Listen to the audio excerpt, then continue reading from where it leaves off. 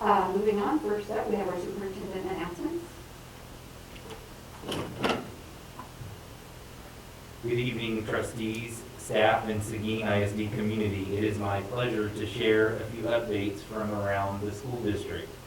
This week, I am visiting campuses and experiencing the duties and responsibilities of our frontline employees who are working closely with our students and staff on a daily basis. Yesterday afternoon, I was the substitute teacher in Megan Anderson's kindergarten classroom at Vogel Elementary School, and today, I worked the lunch line to serve food to students in the Seguin High School cafeteria. Tomorrow afternoon, I'll travel on a school bus route for our McQueen Elementary students, and on Thursday, I will shadow our custodian at Rodriguez Elementary. We are documenting these activities along the way to share how well our students and staff members are dealing with the challenges of the COVID pandemic. Tomorrow, our Learning and Leadership Services Department is hosting the first in a series of parent empowerment meetings. The virtual meeting will serve as an opportunity for our families to learn more about Hazel Health Services, the Hazel Health Student Health Initiative. A Spanish language virtual meeting will take place at 5 p.m. and the virtual meeting in English is scheduled to take place at 5:30 p.m. Login details are on our website at seguinisd.net. Last Friday night, the Matador football game, Mr. Ron Heinemeyer was recognized for serving as the voice of the Matadors for 33 years. Coach Bush presented Mr. Heinemeyer with a plaque at the end of the quarter of the Matador 68-7 win over McCollum. Deservedly so, Mr. Heinemeyer received a standing ovation from the Matador fans in attendance. We wish Mr. Heinemeyer nothing but the best in his future endeavors and appreciate all that he has done for Seguin ISD. Next week, Seguin ISD will be closed for the Thanksgiving holiday, and I want to wish our school community a restful break and encourage everyone to engage in safe practices to help slow the spread of COVID. I look forward to seeing all of our students and staff upon our return on November the 30th. Be safe and go Matadors. Thank you, Dr. Gutierrez. Next up on our agenda is a recognition of campus presentations. And Dr. Gutierrez, I believe you have an award. It is my honor and privilege to give this award tonight for November to an employee who has been with the district for 18 years. During his tenure, he has served our students and staff in a variety of capacities, including transportation, maintenance, and facilities. He has a can-do attitude and no job is too big, as most recently evidenced by the Matador Stadium and Jack Taylor Field construction project. Thanks to his diligence, this project was completed within budget and on time to host our very first football game on September the 25th. A true people person, he has the innate ability to establish and nurture relationships with his employees, as well as architects, contractors, and engineers, and always keeps students at the forefront. I am proud to present this month's Apple Award to the Seguin ISD Director of Operations, Mr. James Pizzana.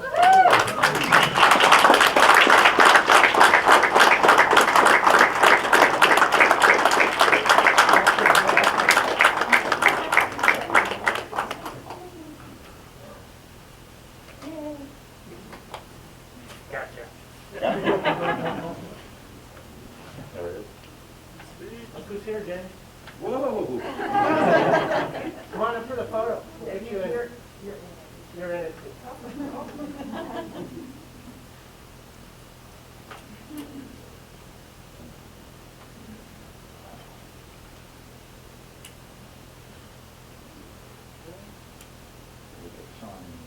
Yeah. Something's not right. Let me grab this one.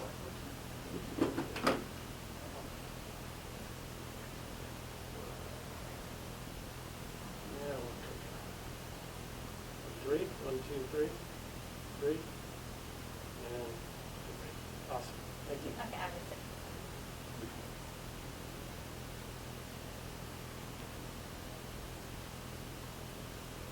Yeah. Congratulations.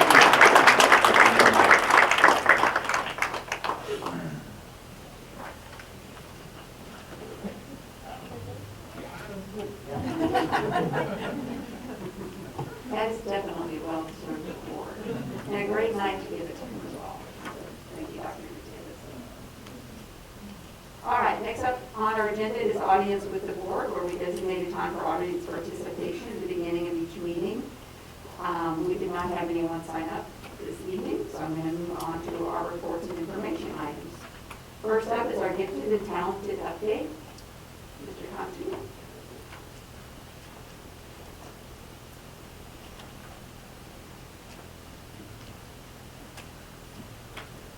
Good evening, members of the board, President Thomas Jimenez and Dr. Gutierrez. This afternoon, or this evening, sorry, not afternoon, we're going to share with you about our Gifted and Talented program.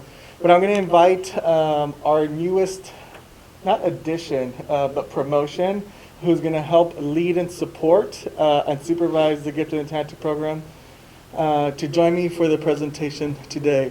So Leslie, would you join me, please?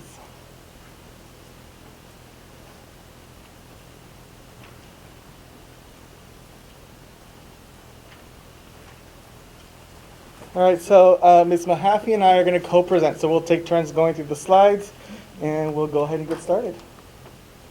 So this first slide here is an excerpt from our Gifted and Talented program. And the state has a state plan that we follow. And so this is their main goal. And so their main goal is that students will demonstrate the skills in self-directed learning, in the thinking, in the research, and the communication. And what we want to see, though, that is how they do that through performances, through products, through their work that reflect their individuality, and then, of course, their creativity, but also that it creates those relationships with people who, or with other students who have either similar experiences, the similar age, or a similar environment, right? They have those skills that really make gifted and talented students unique. So that is the state goal, and we want to follow that same state goal because we believe that that is what we can provide for our students. So our service model in our elementary schools, we have 2 full-time GT teachers that each work on 2 campuses. We have a teacher at McQueenie who does part-time GT, part-time STEM lab, and then we have 2 part-time employees. And in middle school, we have a science class that is a GT cluster of students, and then our GT students also participate in advanced math. And at the high school, they participate in advanced academics through AP and dual credit classes. And this is the first year that we offer the GT science class for our GT students in the middle school. We've offered advanced math for many, many years now. But this year we decided, after hearing from the task force, that we wanted to do something in addition to the advanced math class. So we came back as an LLS team. We had conversations about where would it be best to adopt to the curriculum or adapt to the curriculum for middle school students, and we decided that science would lend itself to that. So we developed a curriculum specifically for GT students in that cluster class.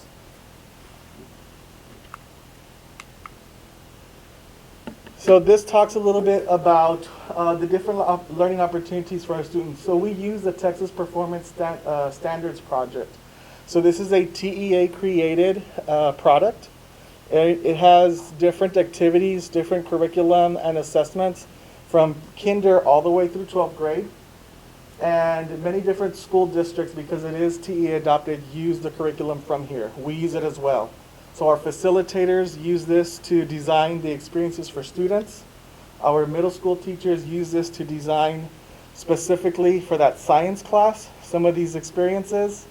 And then, of course, through high school with advanced academics, either in an AP class or dual credit class, they can also pull from here. Part of why it makes it easy is, one, because it was created for, by TEA, so it's already aligned to our TEKS. So we don't have to worry about, is this aligned? Can we replace this with something else? That helps solve the problem. It also works with the Texas State Plan. So there, again, that alignment is really important. And then what this allows us to do is that 4th bullet, right? So the tasks allow us to meet our students' needs by making sure that we're meeting their interests, their different abilities, and of course, the different backgrounds. Part of the way what TEA created this is they had representatives from different districts or different regions, and they put this together to make sure that it was a diverse group so that it includes everybody across the state. And then you can see there's a quote there from Ms. Clazel about what is taking priority these first 9 weeks. And we all know, just as anybody here in this room, that our GT students are also affected by COVID. And so we know that we need to meet their needs. And so especially their social emotional needs taking the priority the first 9 weeks as we reconnect, not just with them, but with their teachers and their peers that they hadn't possibly seen. And some of their peers are still virtual. So the first 9 weeks was really about taking a few minutes to really push that social emotional learning.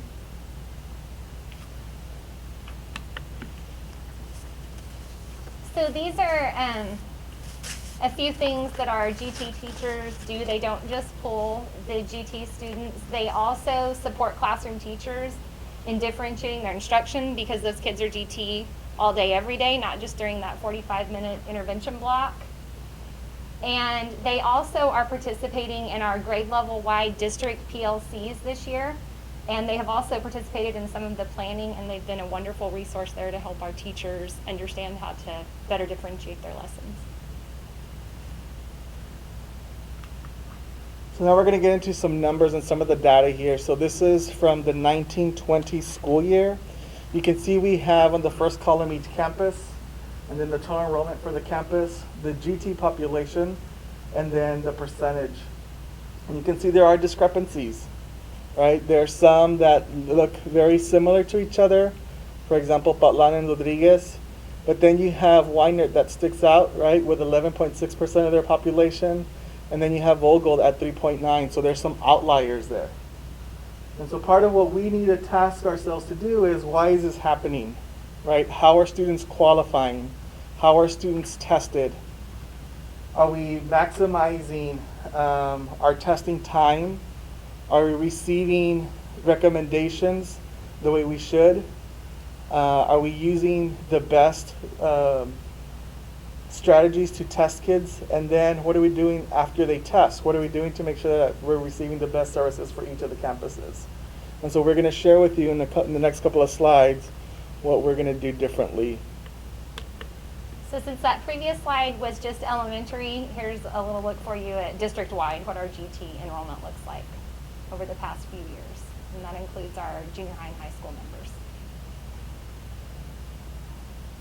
And the reason you don't see this year's number for 2020, 2021 is because we had our test in September, October. And they just sent letters. And they just sent letters, so we will have that data over the next couple of weeks as students or as parents sign the permission slip and the agreement to be in the GT program.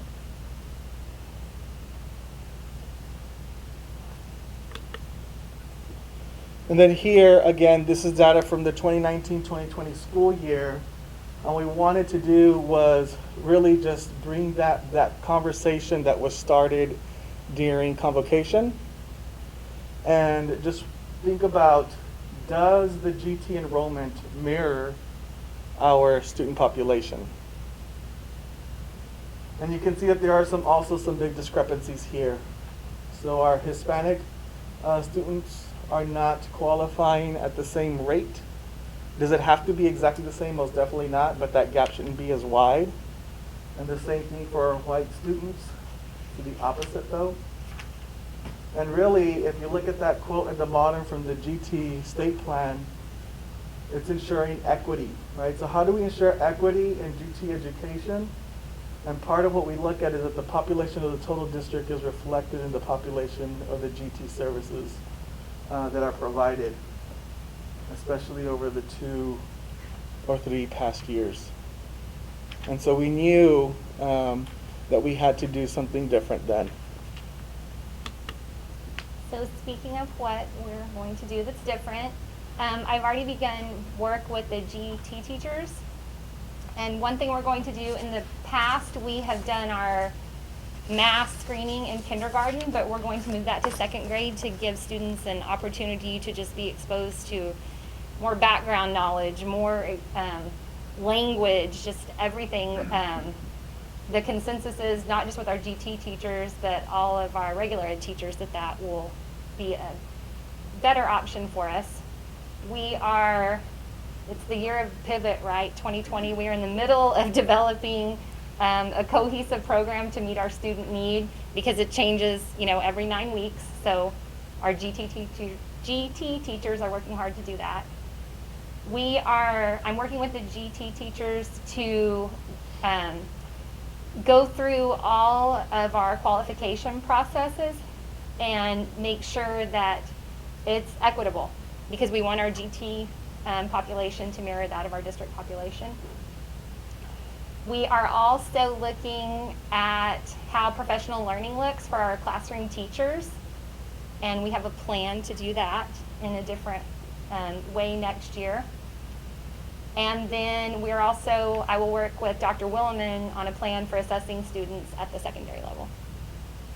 And so if we delve a little bit deeper in these, again, part of the reasoning, because at first when you hear, why would we move kinder to second, right? So what happens in kinder, what happens in first grade when we know that we have students who could benefit from these services?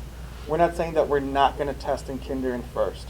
All we're saying is that the full group will be tested. Instead of in kinder, we'll wait till second grade. But we will still take recommendations on a yearly basis from parents and teachers. If they say, this student really shines, right? We're not going to say, no, we can't test them till second. We will test them in the fall and in the spring every year as the recommendations come in. And our GT teachers will push in quite a bit to kinder and first grade to expose the teachers and the students to different kinds of opportunities for, more flexible thinking and problem-solving opportunities and things like that. And then as far as the professional learning for teachers, there is a mandate that every new teacher must have 30 hours of GT training before the end of the first semester if they're serving GT students. So we partner with the Service Center. Region 20 is the one who we contract with to do the 30-hour training, and that's offered throughout the school year. We try to do it in the summer, but there's so much that comes at new teachers that sometimes it's better to do it September, October, November instead of in August with all the other hundreds of hours of training that they're receiving. One of the other ideas that Leslie had is about the 2-hour blocks. You want to explain that? Right, so every teacher has to have a 6-hour update each year, and oftentimes that happens in the middle of the summer on their own time, and it just becomes a compliance thing and check the box. So we would like to chunk the learning into manageable chunks that aren't necessarily all on their own time, and involve our GT teachers more in the training so that they can provide, service after the sale and help them go in and take what they've learned and have it be something that's actionable that they can apply, because we think it will be more relevant if they learn these strategies and then they're sitting down and in the middle of their lesson planning the next day. We feel like it will be much more valuable that way. And so what that could look like is after school PD, where we take an hour or 2-hour chunks of a faculty meeting. It's led by the GT facilitator who supports that campus, who already knows the teachers, and say, during this first couple of hours, what you would have learned in summer, we're going to learn now, and then go and apply it. And then second quarter, we come back for another hour or two. We learn the next component of what you would have learned in the summer, go and apply it. And then we do that throughout the year. So they're still getting their 6-hour training, and we're still in compliance. And really what ends up happening is that we guarantee that everybody who's in attendance at the faculty meeting, which is usually 95% or more of the teachers, get the training, instead of maybe they'll get it over the summer, and if not, maybe they'll get it in the spring.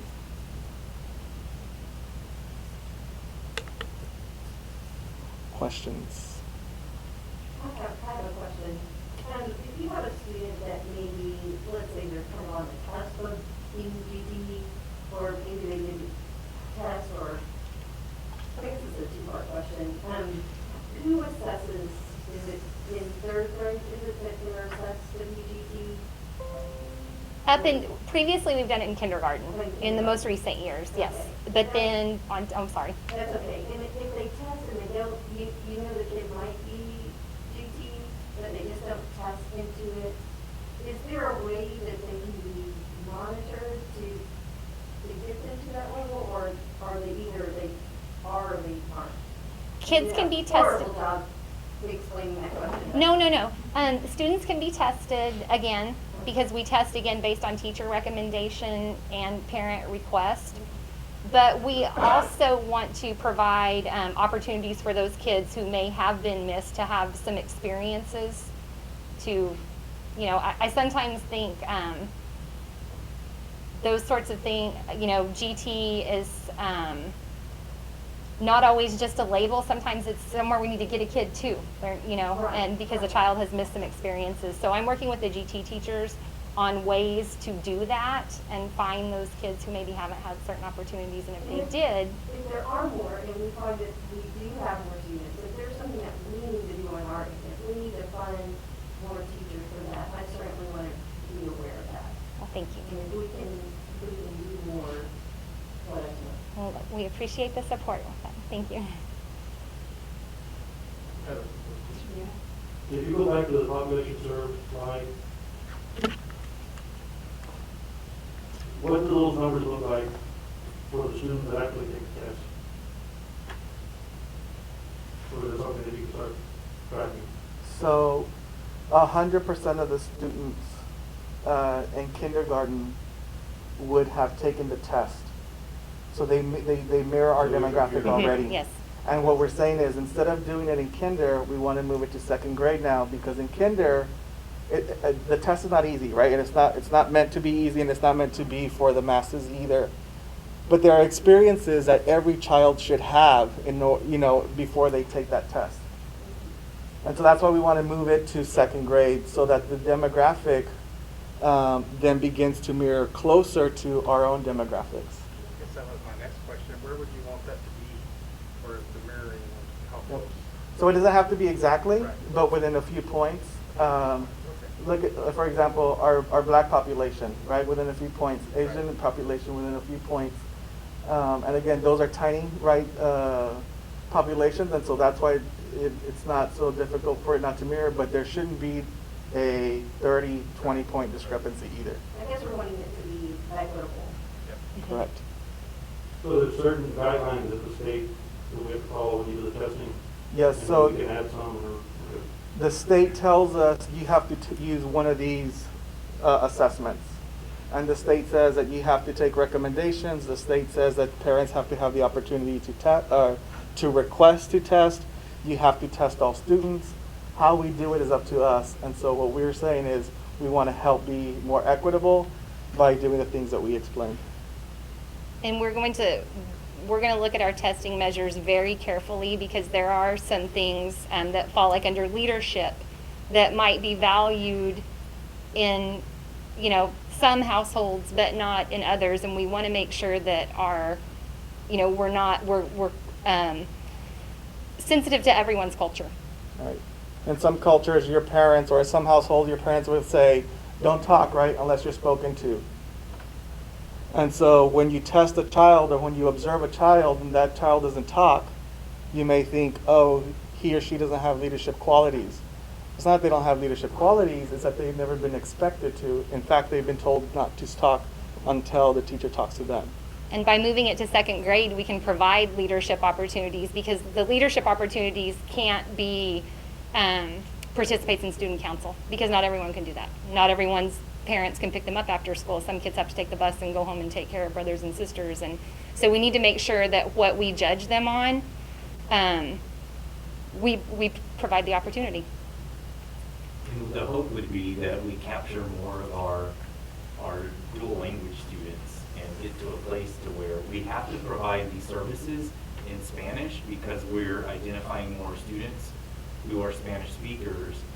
And so I really do appreciate the change in going to second grade, because our kids come with huge gaps and disparities when you look at middle income, higher income students versus kids that come from poverty. So that is going to make it more equitable. But the other concern is, well, who is doing the assessing, and are there biases with the familiarity of some of these kids? And just because a student is a behavior issue, there could be some biases. So there's a lot of reevaluation of how we're going about assessing students to ensure that we're getting all of the right kids in the program. And in addition to assessing kids, ensuring that there's rigor in place so that these students who are identified GT are scoring at the master's level, because that's an area that we've struggled with, period, master's, but the students who are identified as GT should be at the master's level, and they've not been. So the question is, what are we missing? And so I'm just thankful that Leslie is going to help us make improvements in this area. Is it okay for me to address them? Are we? I had a question about that last column, 2 or more. What does that mean? 2 or more races. Do you really think people are being honest? So we just had a PEAMS training, and the trainer says, you know, Because there's so many it's blended families. it's interesting that even one year a family will say we're 2 or more races. The next year they said no, we fall in the Hispanic category, and then the next year they may go back to black or whatnot, right? And that is completely up to the family and what they put in their demographic survey every year. So, is there some discrepancy? Most definitely, because it's left up to the family to decide what demographic they fall under. Well, I don't recall that being a choice when my kids went to school. Yep. I like it. I just wish that people would be honest and stick to it. So, anyway. I also had a question about the elementary pullout. How often do they get pulled out? The teachers that go back and forth, the kids will pull out 2 or 3 days a week. Okay.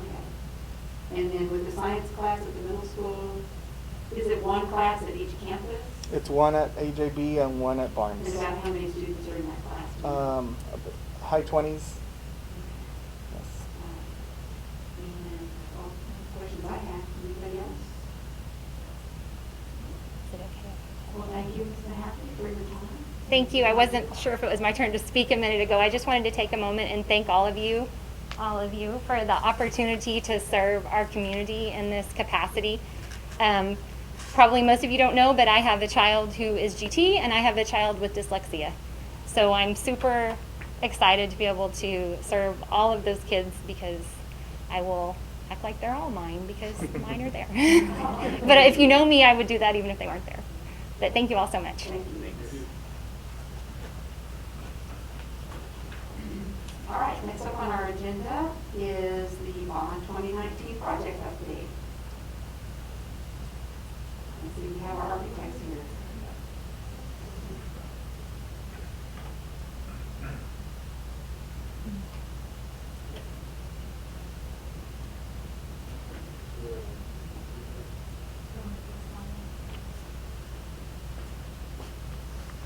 President Thomas Jimenez, Dr. Gutierrez, and the board, thanks for allowing us to present tonight on kind of the Bond 2019 update, kind of talking about next steps we have with this tonight. Our architect, Robin Popa from Fluger Architects, and Florin Popa from PB Group, that to kind of present and give you an update and where we're going, and our timeline. Our timeline's coming up quick, and we're about to release our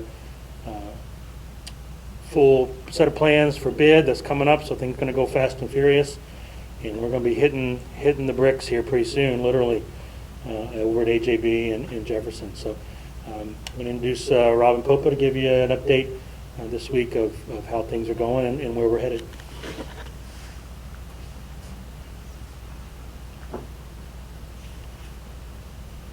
Thank you, Bill. President Thomas Jimenez, Board of Trustees, Dr. Gutierrez, Senior Leadership Team, and distinguished guests. We are pleased to be here tonight to give what is seems to have been a long road that we've been down, but it's actually moved very quickly. We are going to give you an update on where we're at on our 2 design projects that are ongoing as a part of the 2019 bond program. Specifically, we're going to talk about Jefferson and then AJB. I flipped the order from what you may have seen in previous presentations just to keep you on your toes. With Jefferson Elementary, the scope really hasn't changed that much. As you know, it's a fairly small project.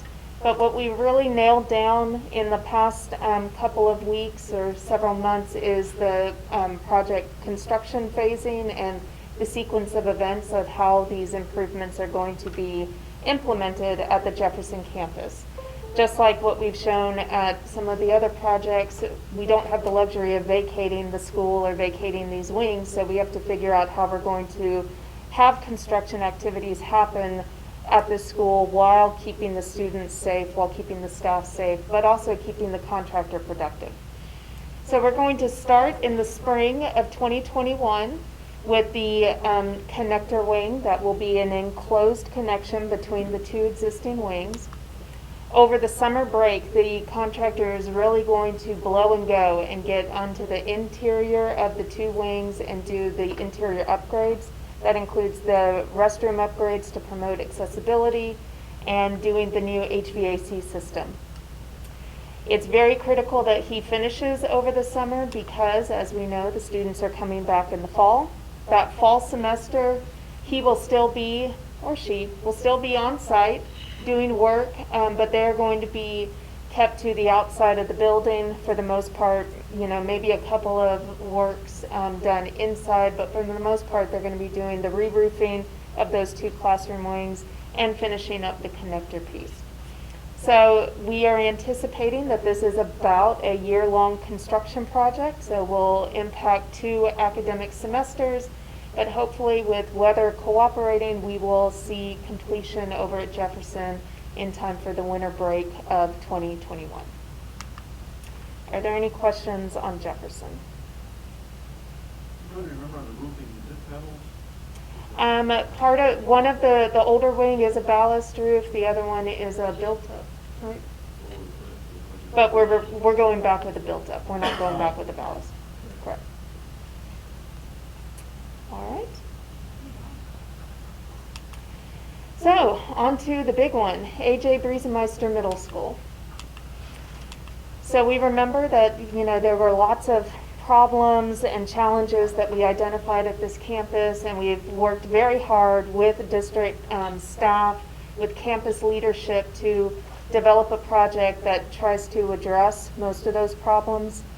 And with that, we know that we are doing a series of additions and some reconfiguration within the existing floor plan and existing building to create a cohesive campus.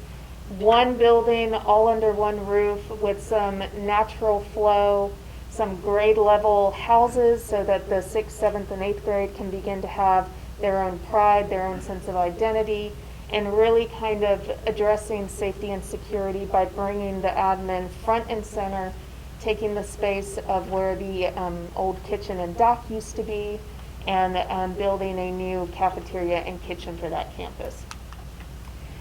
One of the updates that I want to give you all today, I wasn't going to put in all the renders and the images that y'all have seen over the past several months because those inherently haven't changed. But one exciting thing that we've been working on with your district staff and with the campus leadership is kind of rethinking about the brand and the identity of AJB. You know, they're going to have this brand new, seemingly brand new campus, although it's using a lot of the existing fabric, that we really want to make sure that their brand, their logo also kind of matches with that. So we had several meetings with Dr. Diaz and his campus staff. We looked at kind of the myriad of logos that are being used or that have been used over the years and really kind of tried to boil down what the essence is that they want the Toros to be known for. And we came up with a reconfigured kind of fresh look of a Toro, one that is focused and determined. In the headshot, you can see that kind of determined personality. The full body shot has a forward moving action, so the bull is moving towards something, they are focused on something, but it's not overtly aggressive either. So There's a couple of different ways that those logos can be used, whether it's done in kind of a long format for, say, letterhead or something like that, or if it's done with kind of a shorter, more square format for t-shirt or polo shirt logos and decals, school supplies, that sort of thing. So we spent a little bit going over with them where they envision the brand of the school moving forward to. And so some of the things that we're doing is we're taking that logo and building it into the project. So we have several locations in the school where we are doing a digital wall covering, which I like to say is a fancy name for commercial grade wallpaper, but don't get scared. It's not the 1980s paisley and floral print from my mother's kitchen. It's fresh, it's modern, it's a way to protect walls. They are highly durable. If this is an example of what we are going to be using in the cafeteria at the entry from the bus loop into that main space. If a food fight should break out and a spoonful of spaghetti sauce gets thrown on it, you just easily wipe it off. It's very cleanable and durable and maintenance friendly. Another place that we're looking at kind of infusing that updated brand identity is in the athletics lobby. So what you'll see is we have a series of panels that are going to be mounted on the wall in the lobby. We're using that second panel from the left and replacing the O with the Toro head. And that is what it'll look like in the lobby.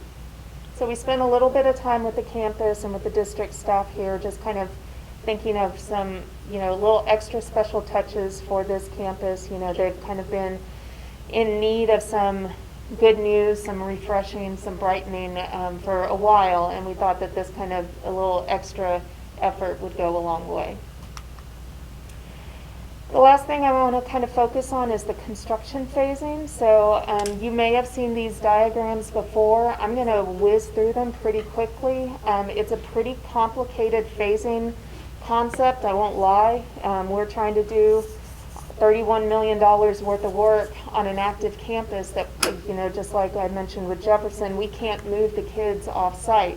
So we got to figure out how to give the contractor meaningful access, sizable area to work in so that he can do his work at a proficient speed, because you don't want him there for 6 years, But we are looking at probably a potentially 3.5 year project, weather permitting.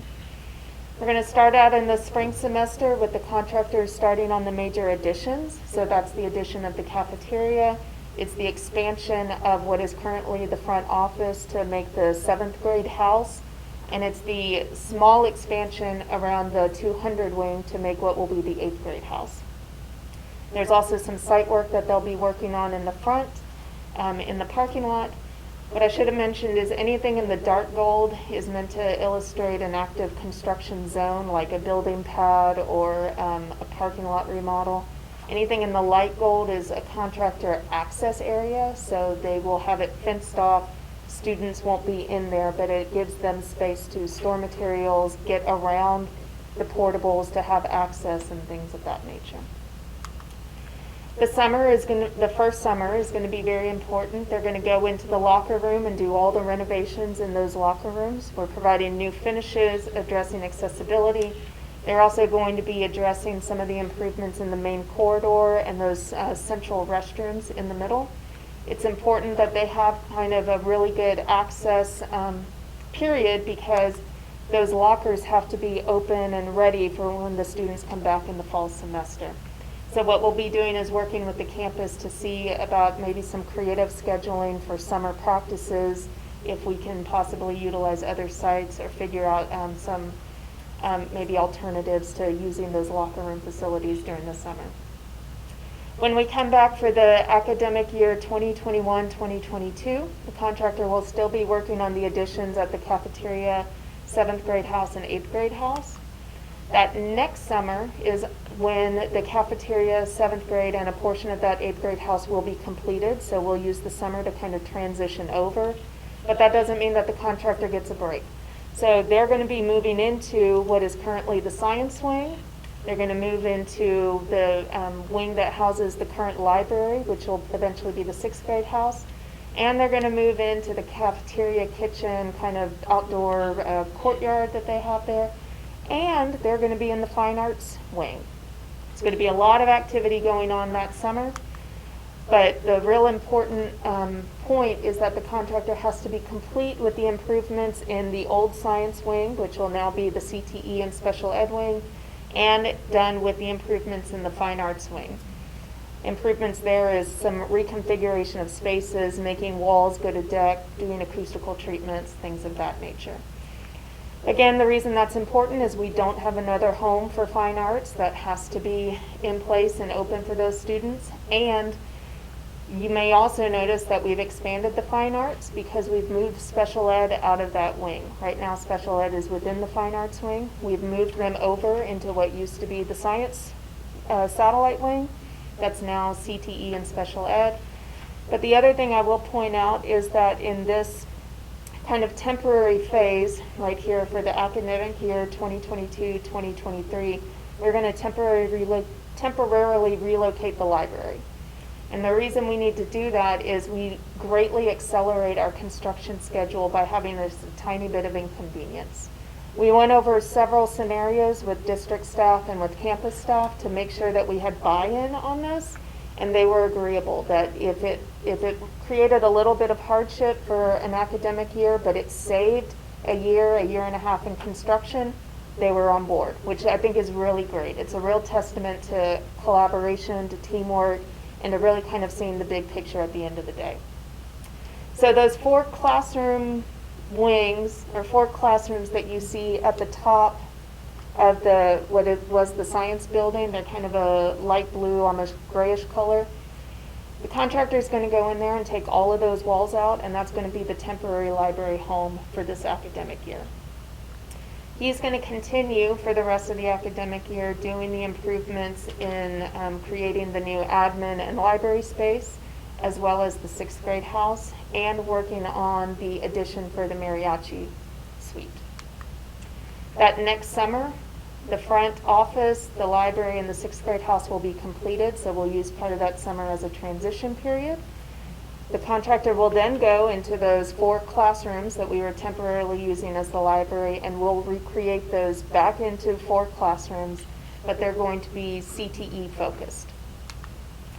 So that next academic year, 2023-2024, the building for the most part is done, but the contractor is going to be doing a lot of work out on the grounds. So you may notice that we removed the tennis courts when we did the cafeteria and kitchen addition. They're going to come back at the end of the construction schedule once the portables have gone and rebuild the tennis courts.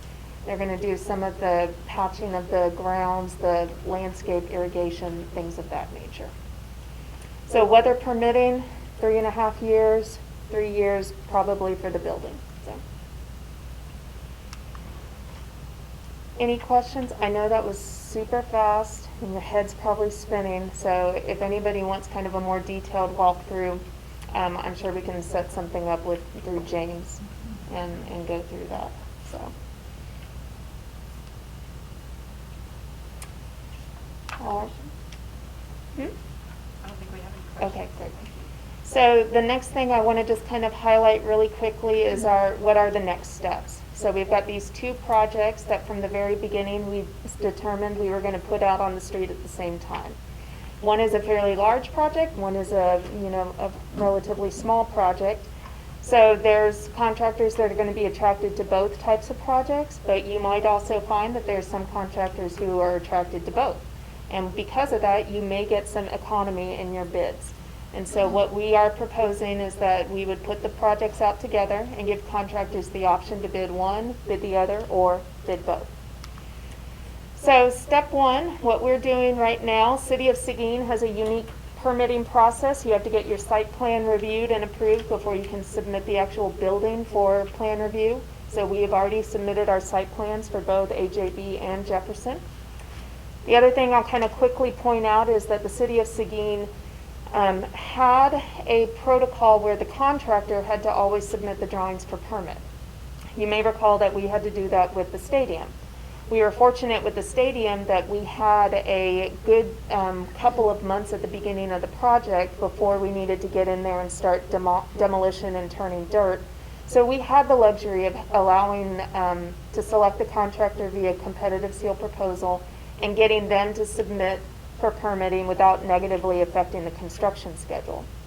We don't have that luxury with AJB and Jefferson. So we've had several meetings with the city kind of explaining the rationale behind why the design professionals should be submitting for permit, especially when you're going after a competitive seal proposal procurement method, because your contractor isn't on the team yet. And they understood where the district was coming from. Really, they had this protocol in place because too often they were getting developers or other folks submitting for permits, and then the projects would just kind of die in the water.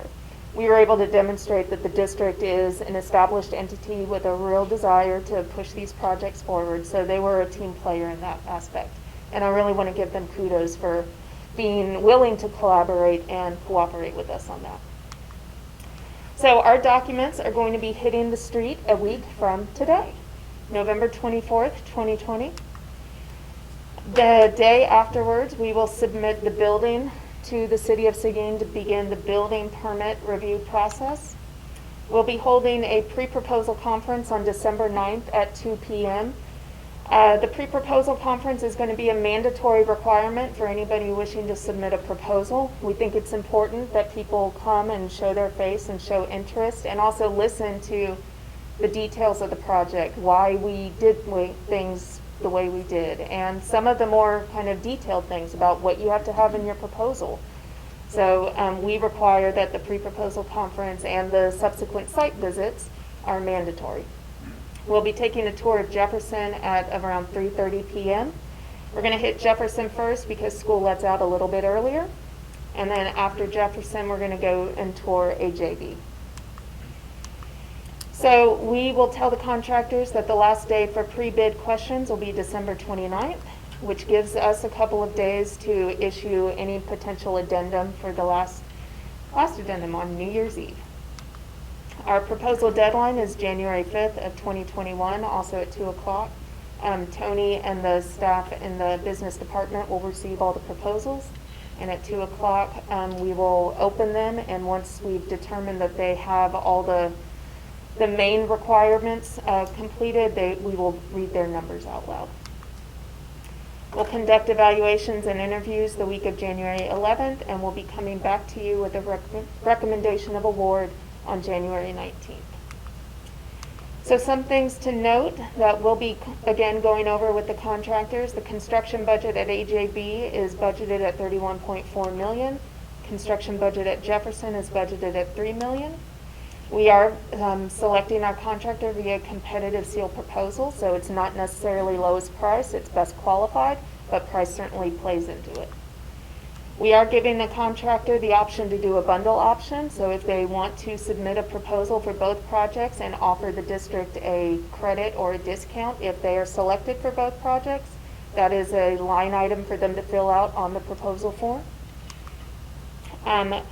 We will be offering the use of the building over by the greenhouse on the AJB site for the contractor to utilize as one of their trailers. It's probably not going to be the only facility they need, but it will be nice that they won't have to rent a trailer or move it out there on the site for that. The other unique thing about working in the city of Seguin is that the city requires that all contractors be licensed with the city, so that is going to be a requirement for them to submit a proposal. So we don't want to go through a proposal and evaluation process and recommend a contractor and then find out that they're not registered or licensed with the city.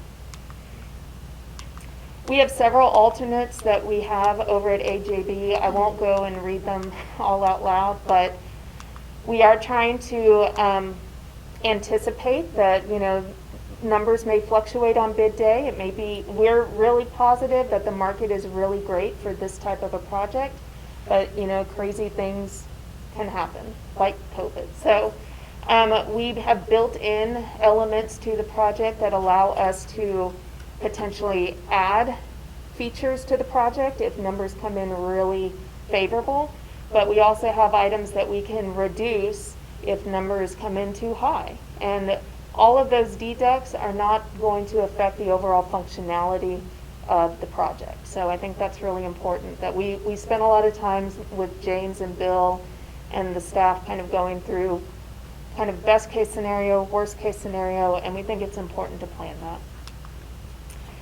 Jefferson, there's just not a whole lot that you can kind of weed out. It's a very slim project, so we have one add alternate to kind of give some enhancement there, but it's a very small project that just doesn't have a lot of cushion in it. And with that, I'll take any other questions. I have a quick question. You mentioned that if they're not registered with the city, they have to be registered. How long is that process? So there's an application that they can fill out, and then there's a test that they take. Most contractors have taken this test, and so they just provide the results to the city and they get a license number. But as soon as they can seat to take the test, they get the results back basically immediately. So, and they're tested on things that a competent contractor should know, like how to dispose of construction waste and, you know, things of that nature. So it's not necessarily something that highly qualified contractors would need to study for. They just need to provide the test results to the city, and they issue them a number. But I'm not sure if it's a week or 2 weeks, but it looks like it's going to be a bit. it shouldn't be, but we want to make sure that they are aware of that requirement because it is kind of a unique feature that the city of Seguin requires for contractors to do business. So. Is it a test from just the city of Seguin, or is it more of a universal test? No, it's a universal test, so it's distributed, or it's administered at one of those like proctoring sites. Yeah. Any further questions? Everybody's excited to sign in? Yep, let's go. Okay, thank you. Thank you. Thanks, James and Bill. We're ready. We're ready. We're ready, we're all ready. All right. All right, so moving on into our agenda, we're going to be going into closed session pursuant to the following sections of the Texas Opens Meeting Act. Section 551.071, 551.074, 551.129, consultation with legal counsel, including possible telephone consultation with legal counsel as necessary to address legal concerns, implications, and answer any legal questions regarding posted agenda items. We'll be talking about Seguin ISD emergency operations and safety protocols and Seguin ISD safety and security audit results. Also, pursuant to Texas Government Code 551.074, we'll be discussing proposed termination of Chapter 21 probationary contract employee, and under Texas Government Code 551.072 to discuss the sale, purchase, exchange, lease, or value of real property. So we will break into closed section. It is 7:24. Okay, it is 9:07, and we're going to reconvene in open meeting. First up, we have the possible action on professional personnel. We will be taking no action on that item this evening. Second up is possible action regarding the sale, purchase, exchange, lease, property, or value of real property, including potential delegation authority, superintendent Jane offer on behalf of the district. Madam President, Yes, Ms. Duncan? I need to give the superintendent the ability on the behalf of us as to what we discussed behind closed doors to make that decision. Okay, I have a motion from Ms. Duncan. Do I hear a second? Second from Mr. Amador. Any further discussion? Not all in favor, raise your right hand. Opposed, same sign. Motion carries 6-0. Next up are our Concenda Agenda items. The E local states a consent agenda shall include items of a routine and/or recurring nature grouped together under one action item. All such items shall be acted upon by one vote without separate discussion unless a board member requests an item be withdrawn for individual consideration. The remaining items shall be adopted under a single motion and vote as applicable.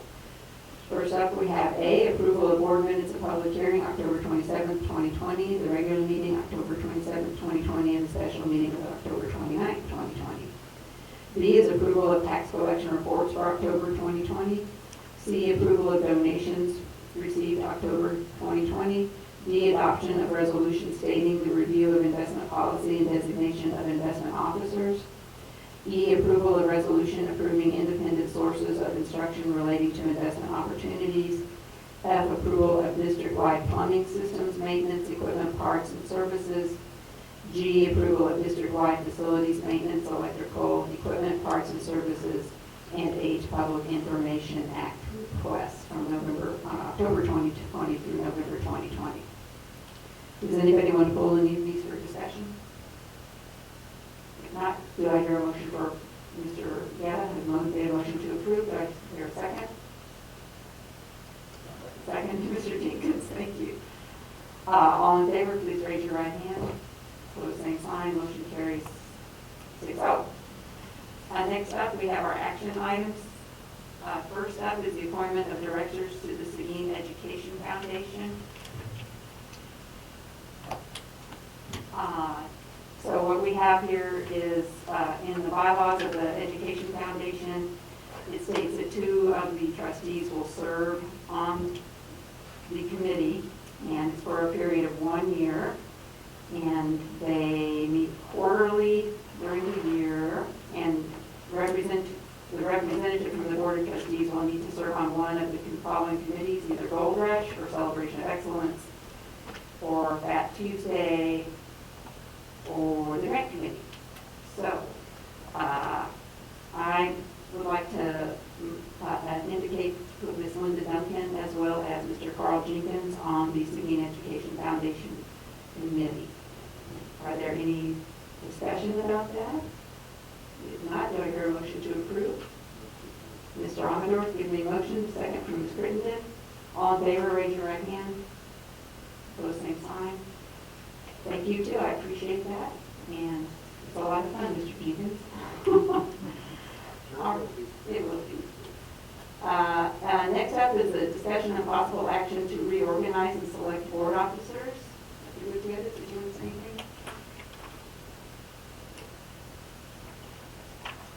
Well, I'm certainly looking forward to working with board officers, whether they change or not, but at this time, it is up to the board as to whether or not they want to make any changes to the current structure. This is now the 4th year that Ms. Thomas Jimenez has served as president, and Mr. Amador has served as secretary, and Mr. Jenkins has served as vice president. I think it's 3.5 years, something like that. Not quite sure. Around it up. Okay.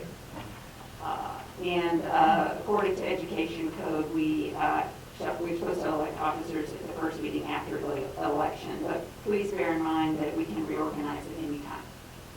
All right. Any discussion? Madam Chairman, I move to keep Cindy, Thomas, Jimenez, and Carl Jenkins in their current positions and elect Glenn Lorena as secretary. Okay, I have a motion from Mr. Amador. Did I hear a second? Okay, Ms. Duncan, that's all her first. Any further discussion? All in favor, raise your right hand. Opposed, same sign. And Ms. Moreno is very happy about this. She indicated to Mr. Amador and myself a couple months back that she's ready to step up. So, And I just want to share, it has certainly been a pleasure having the opportunity to meet with Mr. Amador and Ms. Jimenez over the last 3 years as we've done board agenda planning. Mr. Amador, we'll miss having you in the room, but you're still welcome to come visit anytime. yes, thank you, Mr. Amador, for being my sidekick. I appreciate it. Okay, and last up are our personnel action for professional employees.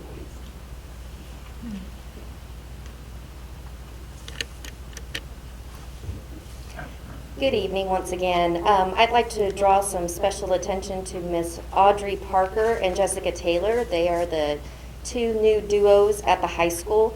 Miss Parker is the health services coordinator. She's coming to us from Highland High School, San Antonio ISD, where she has a strong emergency and critical care background. She lives in Seguin, so we're extremely excited to have her join Seguin ISD and be a critical part of our health services. Jessica Taylor is also a resident of Seguin. She comes with us with experience as a charge nurse and experience in the birthing center. Her children go to Seguin ISD school, so we're extremely happy to have her join the team.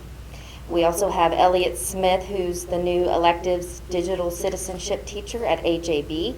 That class started out with a long-term sub, so we're excited to have a teacher in that position. All right, thank you. Thank you.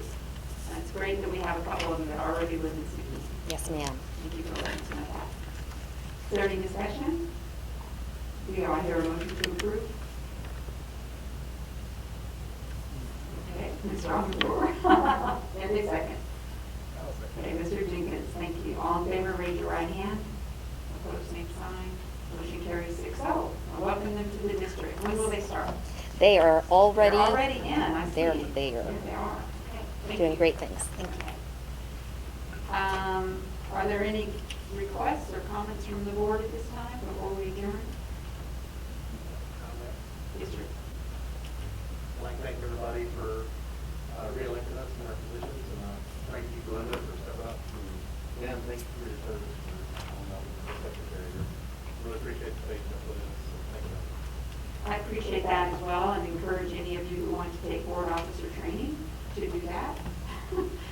Because in order to serve as president, you have to have gone through board officer training. So, at some of our upcoming conventions, virtual or not, I encourage you to go through that. And I think Ms. Moreno did it over a period of time, over a period of months, and she really enjoyed that. So, I appreciate y'all's support as well. Do I hear a motion to adjourn? Mr. Amador. Do I hear a second? And Mr. Jenkins. All in favor? Motion carries 6-0 and is 9:16.